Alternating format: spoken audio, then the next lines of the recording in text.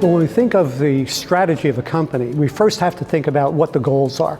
I mean, basically a company needs to create value for customers. It has to beat the competition. It has to do so in a responsible way, socially, environmentally, etc.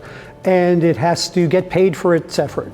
In terms of the components of a company strategy, there's usually a mission, a vision, a reason for being. The most important thing is understanding how the company is going to create value for the customer.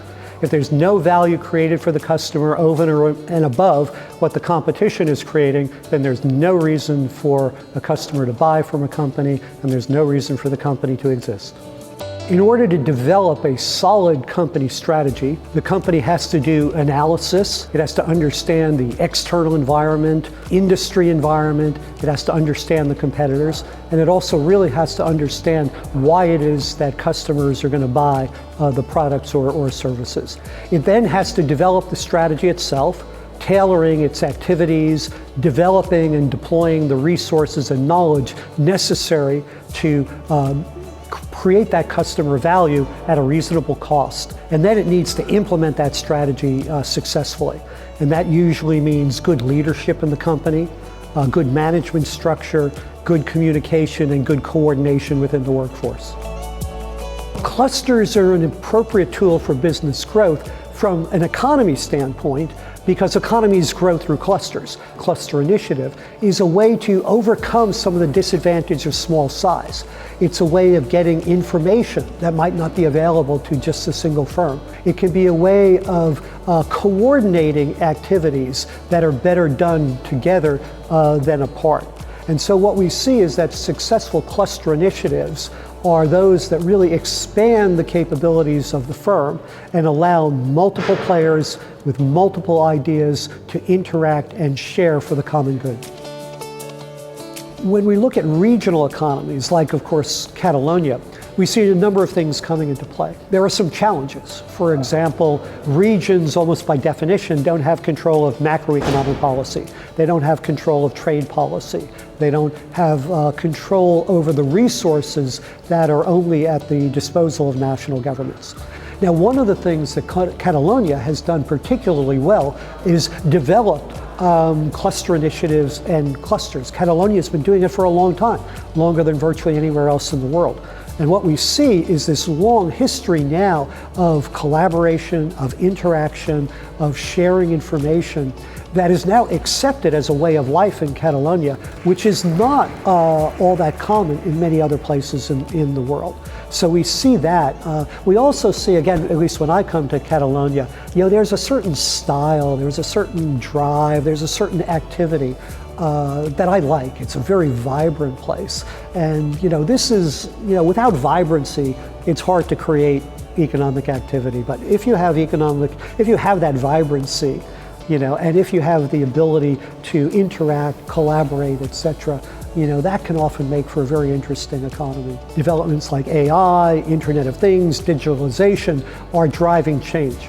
If we think of AI, for example, in nearly any business, you can think about whether or not AI tools will allow one to be more efficient in searching for information, in finding out what's going on in the minds of customers, or in streamlining and expanding one's own operation. If we look more broadly, we see a number of geopolitical issues that are changing global supply chains and are changing global market relations. Whenever there are changes like that, there will be disruption, and for some companies that creates additional challenges, but for others it creates opportunities. If we think about, resilient supply chains and multiple sourcing, well, that brings new locations, new companies into the game.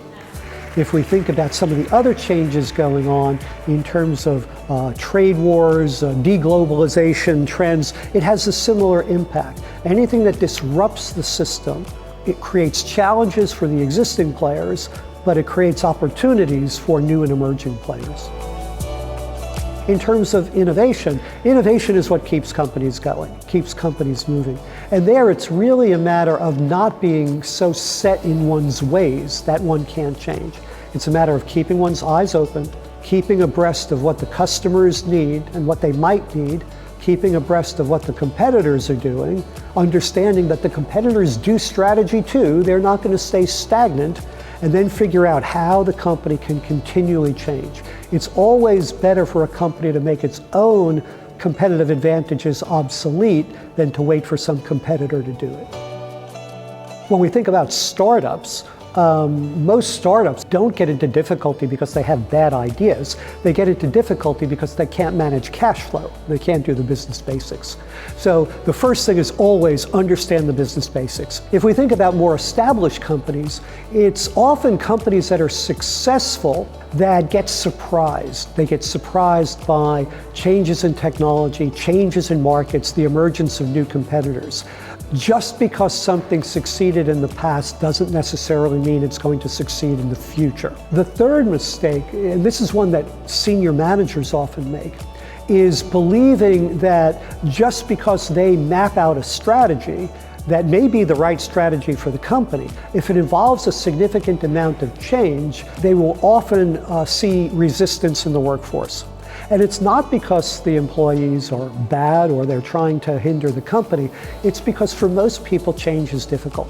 Change is psychologically difficult. And many managers forget that the reason that they became the managers were they were the ones that could recognize change, welcome change, and make change. And sometimes they have to remember that they have to bring the rest of the workforce along with them when they're proposing a change strategy.